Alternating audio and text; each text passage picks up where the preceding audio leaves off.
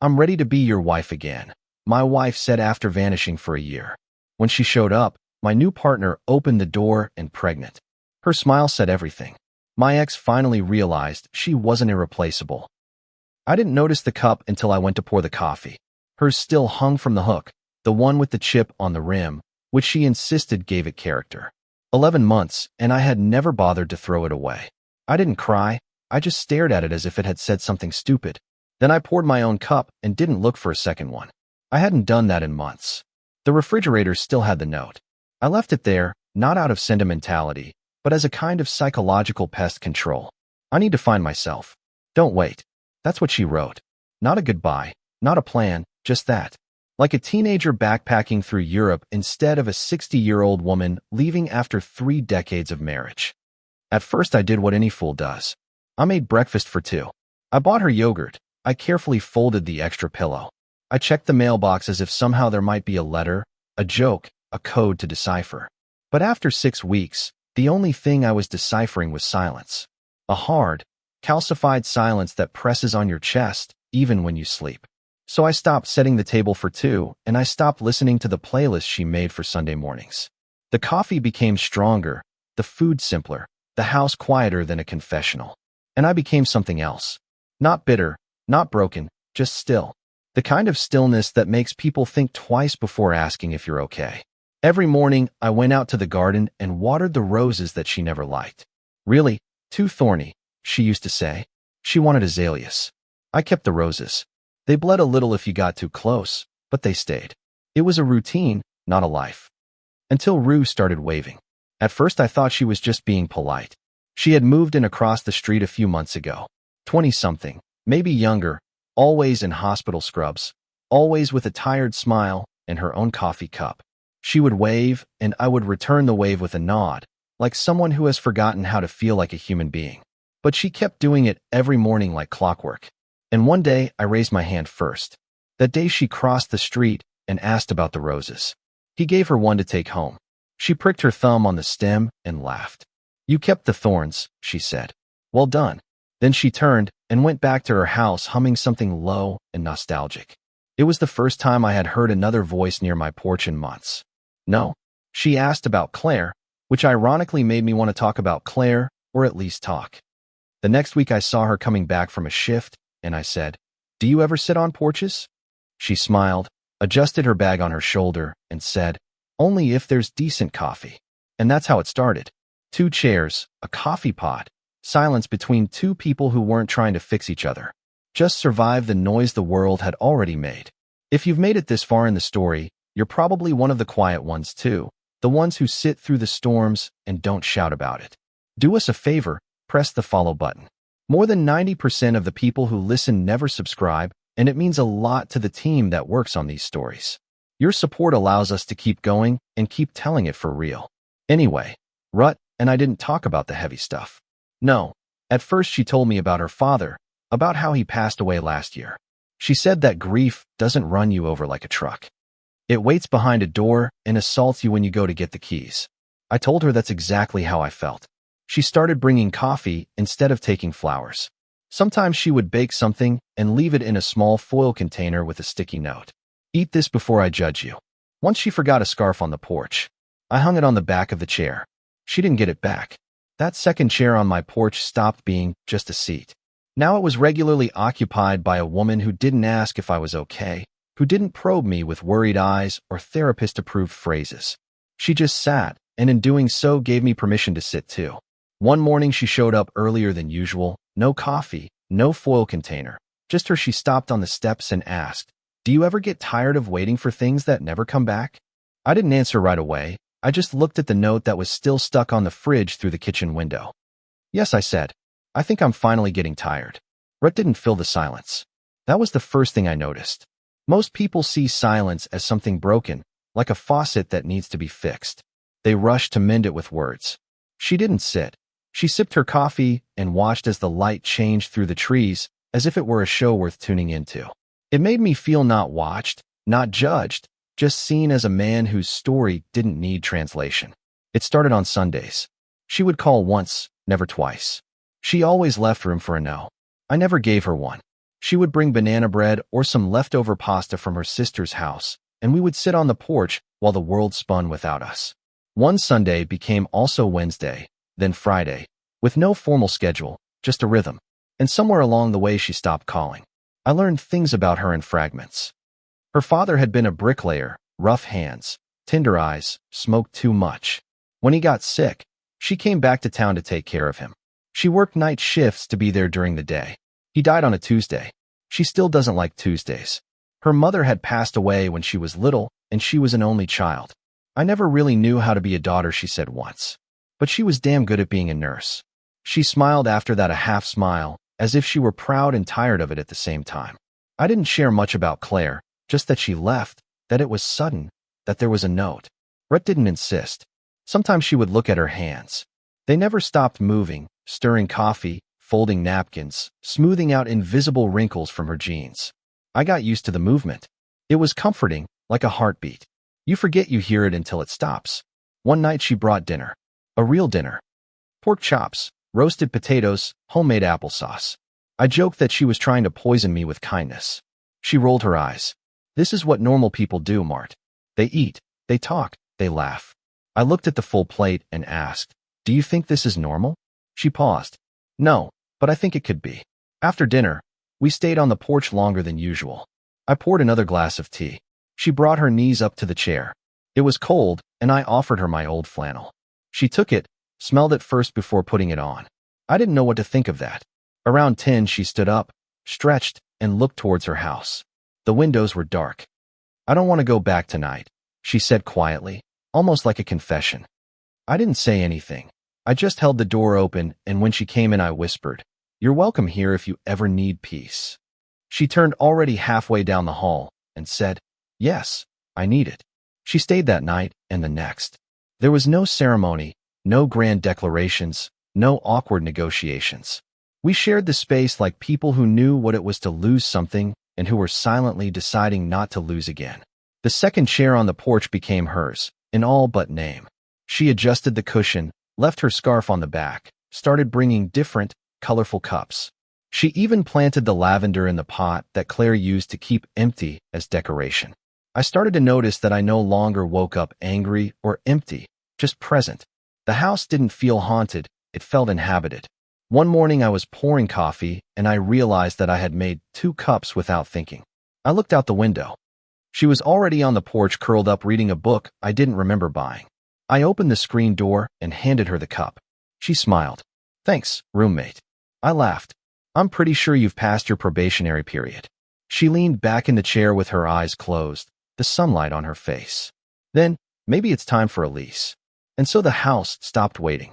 It was becoming something else, something new, something real. It's strange how quickly silence becomes a habit. And then, somehow, a comfort. You stop noticing the absence of noise and you start to hear the rhythm underneath. The creak of the floorboards, the hum of the refrigerator, the way she sighs just before falling asleep. Ruth fit into the house as if she had always been there. No announcement, no moving day. Her toothbrush just appeared next to mine. Her jacket hung next to the old one Claire left, which I had silently tucked into the back of the closet. The seasons changed as they always did, but this time I noticed the leaves along the path that burned gold and embers before falling like confetti. Ro would sweep them into little piles every Saturday. She said it was meditative. I said it was obsessive. She would smile and threaten to start composting. I almost believed her. By November, the neighbors started waving for longer, smiling wider.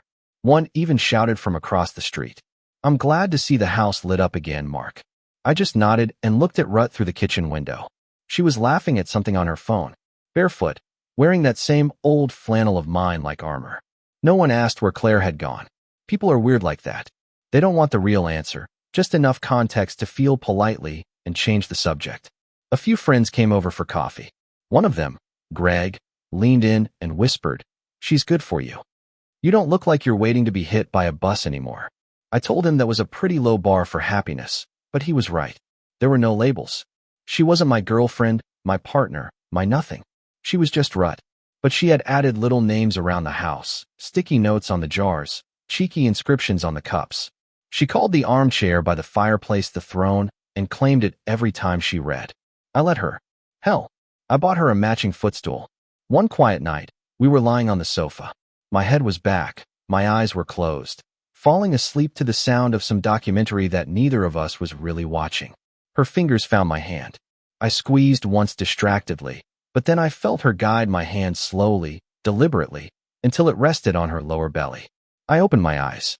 She was watching me, indecipherable, cautious, but not afraid. I found out yesterday, she said. The world slowed down. I didn't say anything. I just kept my hand there. My thumb moved slightly. Maybe a reflex, maybe trying to hear something that wasn't there yet. Are you okay? She asked. I opened my mouth, closed it again, and then I laughed. Not a big laugh, not a comedy laugh, just a release, a sound I hadn't made in over a year, something between disbelief and clarity. I don't know what I'm supposed to say. I managed to say finally. Then, don't say anything, she whispered. Just stay here. And I stayed. The next morning, I made 3 cups of coffee. One for me, one for her, one that was left getting cold on the table, untouched like a promise. I started to notice things. How she grimaced when she brushed her teeth, how she stopped eating onions, how she cried once during a dog food commercial and tried to blame it on hormones. I didn't bother her much. She would say things like, when the baby arrives. And I would just nod, not out of uncertainty, but because I was also building the phrase in my head. Brick by brick. I updated my will the following week without ceremony, without drama, just changed the documents, redirected the accounts, made silent decisions that now felt obvious. I called my lawyer, who asked if I was sure. I'm not sure of anything, I said, but I'm not paralyzed anymore. We didn't tell anyone right away. It wasn't secrecy, it was preservation. It was as if we were protecting a small flame from a cruel wind. The world could wait, but the house came alive.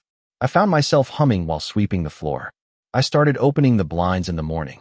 The porch got a new coat of paint. We bought a rocking chair for no other reason than because she said it felt good.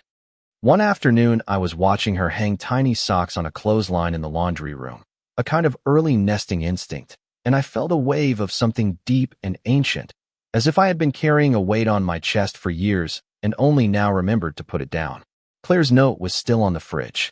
I hadn't touched it, but I also hadn't read it in months. I stopped noticing it. The same way you stop noticing a crack in the wall once you hang a picture over it. And now the wall was covered with new photos. A blurry Polaroid of Rut holding a cupcake with pink frosting, an ultrasound pinned next to a shopping list, a sticky note that just said remember life then laundry. The house was no longer waiting. Neither was I. It happened on a Wednesday late in the afternoon. The sky had that particular gray that looks like it's about to confess something, but never does. Ruth was napping upstairs, curled up under a quilt that her late grandmother had sewn. One of those heavy handmade things that felt like time itself. I was downstairs going through a box of old garden tools that I had been meaning to fix or throw away for months. Then the phone vibrated, nothing dramatic, no special ringtone, just a single vibration against the oak countertop, but it could have been a gunshot in the silence of that room. Claire. I hadn't seen that name flash on my screen since spring. Before Rut, before the warmth, before I remembered what it was to breathe without tension, it just stayed there. Simple, familiar in the worst way. I've had my fun. I'm ready to be your wife again. Can we talk? It wasn't a question really, more of a summons. A magician snapping his fingers to make the rabbit come back. I didn't answer, I didn't even touch the phone. I looked at it long enough for the screen to dim and turn black again. For a moment, I could feel the old anger trying to rise like a dead man clawing his way out of his coffin, but I didn't let it. Not because I was noble, but because I was fed up with being the net she could jump into when her tightrope broke. I turned off the phone, slipped it into the drawer under the sink, and went outside. The wind was sharp, but not cruel. The fence had some loose boards from the last storm. I grabbed my hammer and nails and got to work. I didn't tell Rut. It wasn't necessary. There are ghosts that are not worth waking others up for. She came down an hour later, her hair still tousled from sleep, and wrapped her arms around me from behind while I was in the middle of realigning the door hinges.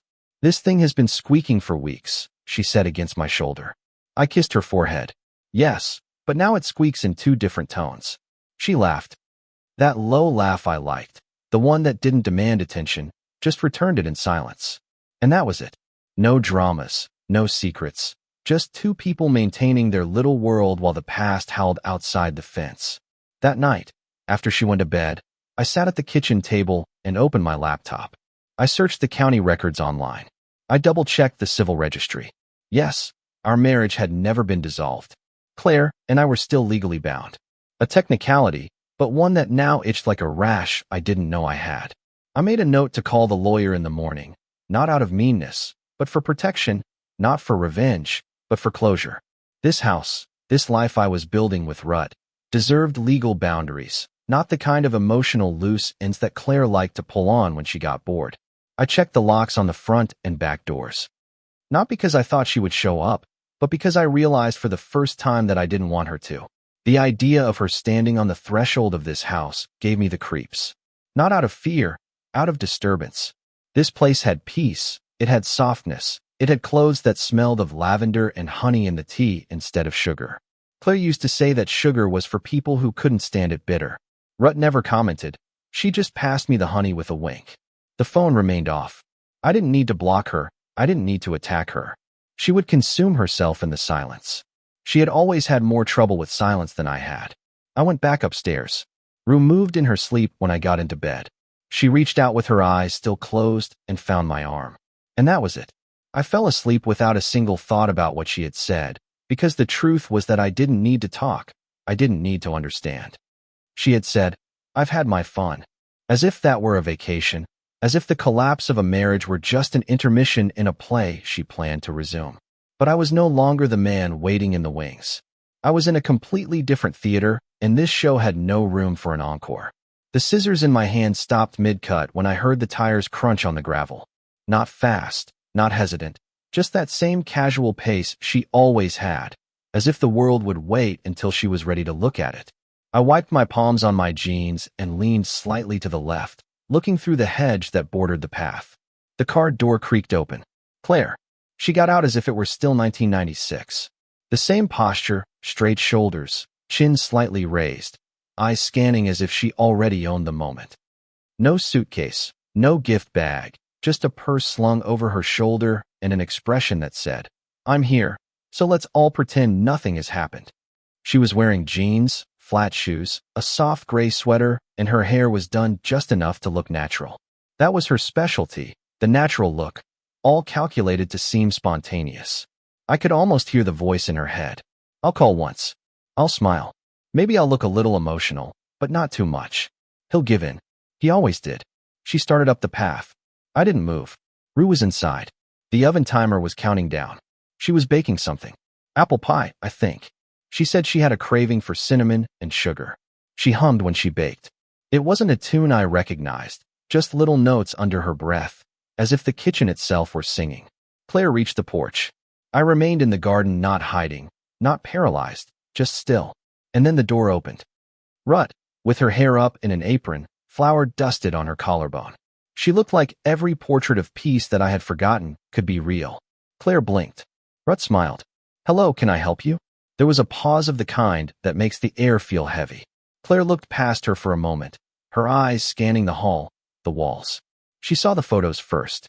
One above the entrance, me and Rutt smiling on the porch steps. A coffee cup in each hand. Another near the console. Rutt holding a small baby onesie blushing.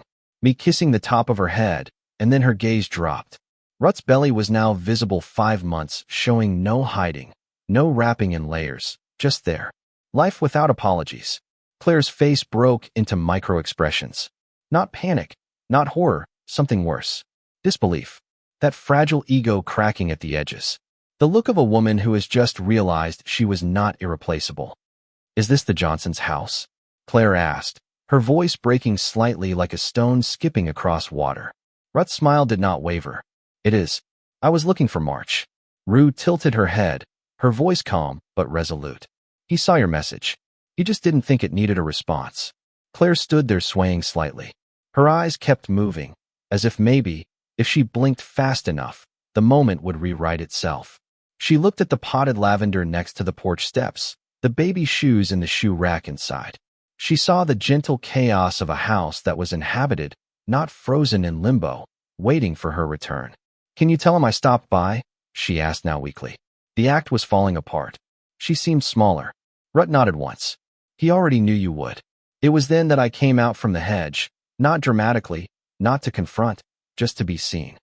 I walked back towards the house with a calm I didn't know I had, holding my gloves in one hand, covered in thorns and dust, sweat on my forehead, smelling of earth and old memories.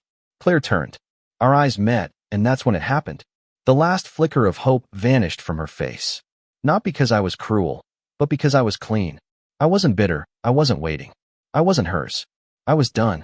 She opened her mouth to say something, but Rut took a slight step forward. Not protective, just present, just there. Claire looked down again. She gave a small nod, as if bowing to a truth too strong to argue with. Then she went down the steps more slowly than before. The crunch of the gravel under her flat shoes sounded different this time, unsure, uneven. I didn't watch her drive away. I went into my house, our house, and closed the door behind me. Claire didn't go back to her car right away. That was what surprised me. I watched from the kitchen window, half hidden behind the curtain, as she stood there on the gravel like someone trying to decipher a dream. She looked around as if expecting reality to reorient itself, as if expecting someone, me, to run out the door with some grand declaration, some speech of forgiveness that she could soak in like bathwater. But the only thing moving was the wind. Rudd had already closed the door. Not slammed, not locked, just silently closed the space between two worlds. Inside, the oven went off. The smell of cinnamon filled the kitchen like a well-made memory. I turned my back to the window and picked up the pie pan. Rue was at the sink washing her hands, humming that tune again, slow and content, as if nothing had happened. Maybe nothing had happened. At least not in here. But out there I could feel the panic rippling behind the glass. You can always tell when someone is trapped in their own pride, flailing. And Claire was drowning. I didn't say anything. I just put the plate on the counter. Rut dried her hands, looked at me for a second, and said, "She's still out there." I nodded. "She'll be gone for sure. She has nowhere to stay here anymore." I replied, and even less to say. Rue leaned on the counter with soft eyes. Not triumphant, not smug, just firm. "She was looking for a different house," she said quietly. "The one you lived in before." I nodded again. "That house burned down 11 months ago with no forwarding address." Outside, Claire finally moved. I heard the soft click of her car door opening, followed by a long pause. Then the sound of it closing with a slam, louder than necessary. The tires spun for a moment on the gravel, more for show than for speed. Then they settled into a slow crawl down the road. Rut didn't look out the window. She didn't need to. "Do you want pie now or after lunch?" she asked. "Let's eat it now. Life is short." She laughed. "I'm sure you won't need a whiskey after that." "No, the pie is fine." We sat at the table. 2 slices, 2 forks without ghosts. Later that afternoon, while I was folding laundry, I found the flannel shirt I hadn't worn since spring, the one Claire used to criticize because it smelled like a shed. I put it on anyway. Ruth looked up from the sofa and smiled. "That makes you look like you know how to chop wood." "I know how to chop wood." "And you?" I asked skeptically. "Once in '89 the axe handle broke, and I decided the universe was telling me to retire early." She smiled and threw a balled-up pair of socks at me. "I'll believe it when I see it." We didn't talk about Claire again that day, but I couldn't help but remember the moment her voice broke. When she said, Is this the Johnson's house?" As if she were trying to remember an old password that she hoped still worked. She had returned to a story she thought was on pause, but the plot had changed, the cast had changed, the genre had changed, and worst of all for her is that now it was better. She had looked inside that house and had seen the truth framed on the walls. 2 people in love, a bassinet, a future. There was no room for her. And it was then that I realized the panic wasn't because she had lost something. It was because she realized that she had already been replaced in every important way.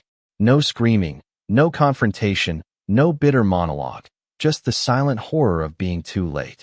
The door hadn't been slammed in her face. It had simply stopped opening. And sometimes that's louder than any lock. The message arrived just after midnight, glowing faintly on the nightstand next to the bed. That kind of time when regret starts to itch, when people like Claire remember that they are not immortal and that bridges don't rebuild themselves. I didn't hear it right away. Ruth had fallen asleep with her hand on my chest, her breathing rising and falling in that rhythmic way that made everything feel slower, safer. There was a silent calm in the room. Warm blankets, the distant hum of the radiator, a paperback book open on her nightstand as if it had fainted mid-sentence. I wasn't dreaming, just floating somewhere in between. Then, the vibration, subtle, annoying. I blinked at the screen. Claire, please. I was lost. I didn't know what I was doing.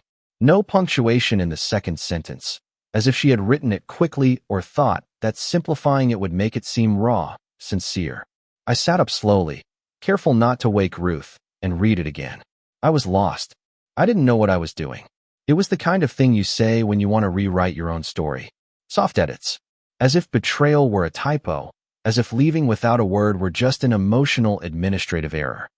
My thumb hovered over the keyboard longer than I would like to admit, because there was a time when that sentence would have undone me. It would have made me look for reasons to forgive her. It would have kept me up all night going over every moment, wondering what I did wrong, but not anymore. No, not here, not now. I wrote slowly. You knew what you were doing. You just didn't think I would survive. I sent it without a period. Just the words. I didn't wait for the writing bubble. I didn't care if she read it. I put the phone face down and stared at the ceiling for a good while. Then I went to contacts, found her name, deleted it. Not blocked, not hidden, just gone. The same way you throw away an expired medicine, something that once might have helped, but now only poisons. When I finally got back into bed, Ruth moved slightly. She turned towards me in her sleep, resting her head on my shoulder. Her hands slid to my stomach, anchoring there without waking up. It was enough. The next morning I called my lawyer. Another update, he asked, half asleep. Yes, I said, the last one, I think. We made an appointment for the afternoon. Ruth offered to come with me. I didn't ask her. She volunteered. That mattered. We sat together in the office, the late autumn sun cutting through the blinds in thin stripes. She didn't say much, just held my hand while I signed the new papers. She was now the sole medical power of attorney, the executor, the beneficiary, everything really. Any close relatives as backup? The lawyer asked, looking at the line. I shook my head. If she goes, I go too. The lawyer nodded, closed his pen with a click. Ruth leaned in, kissed my cheek, and whispered, You didn't have to. I smiled. I didn't have to. I wanted to. It wasn't about money, or property, or power. It was about clarity, about drawing a hard and permanent line between the man I was and the man I had chosen to be. The man who waited and the one who built. Claire's message deserved no more than that single line, because that's all she ever gave me. Lines, promises with invisible ink, phrases that sounded like apologies, but that bled excuses the moment you held them up to the light. And this time I didn't hold anything. I just dropped it silently without a sound. Later that night, Ruth and I sat on the porch. It was starting to get colder. She tucked her feet under herself and passed me a blanket. What did the lawyer say? She asked. All set. She raised an eyebrow. Really, I nodded. All set. She took a sip of tea. Then she looked out into the darkness the way she does when she's turning something over in her mind. Finally, she said, I feel like something ended today. I didn't correct her because something had ended. The backyard smelled of oak smoke and rosemary. Ruth's sister had brought her famous potato salad loaded with bacon and secrets. And one of our neighbors, Greg, was in charge of the grill as if it were a military operation.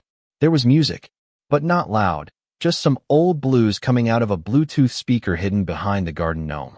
Rue had woven little fairy lights into the bushes, and they twinkled like a silent applause around us. It wasn't a party, really, more of a thank you note in the form of a gathering, a subtle celebration of nothing in particular, except perhaps everything. New beginnings, full stomachs, fresh lemonade. The fact that no one at the table had to fake their smile. Ruth's pregnancy was now unmistakable. She wore a light cotton dress and moved a little slower, her hand resting on her belly as if she were always in the middle of a conversation with the life growing inside her. People spoiled her. She allowed it with a feigned annoyance. I'm pregnant, not dying. She would laugh before letting someone else carry the bowl. At one point, Ruth's sister took me aside. You seem like someone who has it all figured out. I smiled, or who has finally stopped trying. It's the same thing, she said, and then went back to her wine. The sun set low and the shadows lengthened across the lawn. We were passing around slices of Ruth's lemon pie when it happened. That distinctive sound of tires on gravel slowing down. The conversation didn't stop, but something changed. Glances were directed towards the entrance, then quickly averted. Claire's car hadn't changed much. I could see her behind the windshield, the perfect posture, sunglasses on, although the sun had mostly faded. The engine idled for a moment. Then the lights dimmed. She didn't get out. Ruth saw it too. Her hand found mine under the table. She didn't squeeze it, just touched it. Calm, firm. I watched Claire sitting there. Maybe a minute, maybe 5.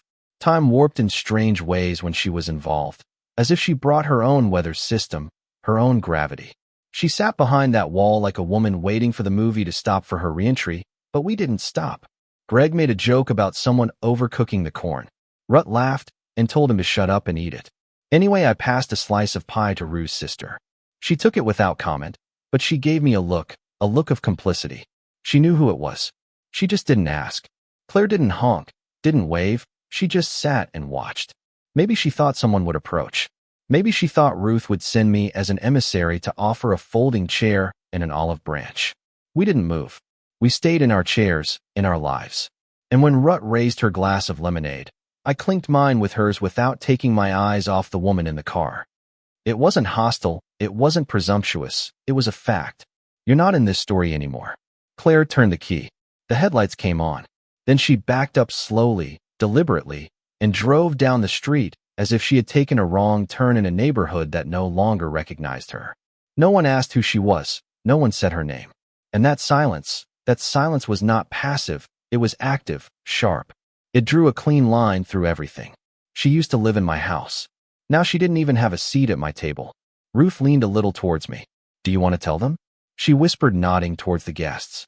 Tell them what that was. I looked at the table, the people laughing, eating, the bassinet we had just assembled sitting in the corner under a blanket, the lights twinkling like stars that had finally arrived on time. I said, let her be a ghost. Rut smiled, took another bite of pie. Good idea. The night went on. The conversations deepened. The laughter softened. The air cooled, and Claire, she disappeared into the twilight like a character who had lost her ticket and silently exited the stage without knowing that the audience had already moved on to the second act. The letter arrived without a return address, but I recognized that handwriting before I even touched it. Tight, slanted cursive, the kind of writing that used to scold me on shopping lists and anniversary cards. Claire always wrote as if she were afraid the ink would escape if she didn't hold it tight. It had been exactly a week since she sat in the car at the end of the driveway like a stranger peering into the windows of her own past. I figured that moment would be her end, a silent retreat into whatever life she was trying to rebuild after leaving. But Claire was never good at silence. When it didn't serve her, she broke it. The envelope sat on the counter for most of the day. Rut didn't ask about it. She just glanced at it once, then went back to folding tiny clothes, humming to herself. I poured coffee, mowed the lawn, fixed the loose hinge on the shed, all while that envelope throbbed at the edge of my consciousness like a dull headache you keep ignoring. When the sun began to set, I finally sat down at the table and opened it. 3 handwritten pages, no greeting, no date, just her apologies, dressed in poetry, phrases like I never wanted to hurt you, and I was looking for something I couldn't name. She confessed to being afraid of growing old, of fading, of feeling invisible next to a man who never needed attention to feel complete. She said she missed my laugh, the way I made coffee in silence, the sound of my footsteps on the porch. She wrote about seeing Rut. She said it hit her like a mirror she didn't recognize. She called it shocking, heartbreaking, inevitable. And then the final line centered on the page like a wish no one should hear out loud. Is there any room for me anywhere? I read it once, no rereading, no analysis, no emotional archaeology. Then I stood up, went outside, and lit the bonfire. It was Rut's idea, the bonfire. We finished it together one afternoon after she said, I want to roast marshmallows before my ankles disappear. I built the circle. She gathered stones. We christened it with cheap chocolate and burnt marshmallows that stuck to our fingers like tree sap. That's where I went. Rut followed me barefoot, cradling a blanket around her shoulders. She didn't ask what I had in my hand. She didn't have to. She just stood by my side as I lit the match. The paper curled slowly, the edges glowing orange before collapsing into a black lace. Her words twisted into smoke and drifted into the sky. I didn't speak, but my arm found Rut's waist. Natural. Final. The last corner of the letter folded in on itself and vanished into ashes. She rested her head on my shoulder with her eyes fixed on the embers. Neither of us looked away. There was no applause or music, just the sound of something ending cleanly. Claire had wanted to know if there was any room for her. And in that moment, surrounded by warmth, by silence, by the steady pulse of life moving forward, the answer was not anger. It was not cruelty. It was simply no. The house sounds different now, not just because of the baby. Although she has claimed the air with her little grunts, hiccups, and those occasional squeals that make the dog whine and the neighbors laugh. It's not something else, a frequency you don't notice until you've lived without it. Life. Real life, unscripted. The kind that doesn't ask permission or apologize for the mess it brings. Our daughter has Rut's eyes, that deep hazel that changes with the light. She also has my eyebrows, which Ruth says is both a blessing and a curse. She will look perpetually skeptical. She laughs as if that's not exactly what we'll need in this world. The living room is a minefield of stuffed animals and baby bottles. Burp cloths are draped over the backs of chairs like flags of surrender. There's a half-built wooden rocking horse in the corner. I keep swearing I'll finish it. And on the mantelpiece hangs the photo. It's not professional. Ruth's sister took it in the backyard. Me holding the baby. Ruth by my side. A little bit of apple pie on her cheek. No one noticed until hours later. We looked tired, not posed, not polished, just perfect. On the back of that frame, I took a pin one night while Rut was sleeping upstairs and scribbled a single line. The day everything really began this time. Not the day Rut moved in. Not the marriage license we signed in silence without telling anyone. Not even the birth.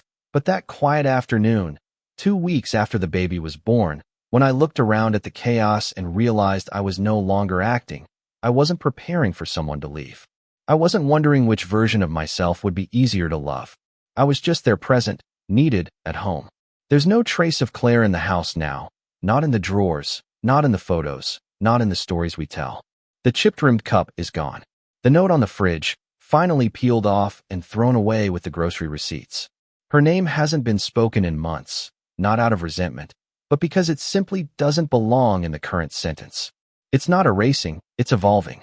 The kind of silence that grows over time, like ivy covering an old scar on a brick wall. Rut now hums lullabies, most of them off-key. The baby doesn't seem to mind. I'm back to taking longer morning walks, pushing a stroller down cracked sidewalks as neighbors wave and shout. She looks like her mom.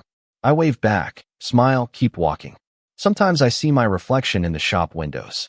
A man in his 60s with silver hair and bags under his eyes. But the man in the reflection isn't empty. He's not waiting for an apology. He's not saving space for someone who didn't value him. He's full. One morning, while I was changing a diaper that could have been classified as a biohazard, I looked down and saw her tiny hand grip my finger tightly intentionally. Something clicked. All this time I thought peace would come in the stillness, in the solitude. But it turns out that for me peace sounds like a baby with hiccups while she sleeps. It smells like cinnamon from Route's 2 a.m. baking. It feels like knowing exactly where I belong without having to ask. We didn't replace anyone. We just stopped reserving a seat for someone who had already chosen to leave. And that photo on the mantelpiece doesn't commemorate a milestone. It documents a truth. Some stories don't begin until you finally stop rereading the wrong chapter.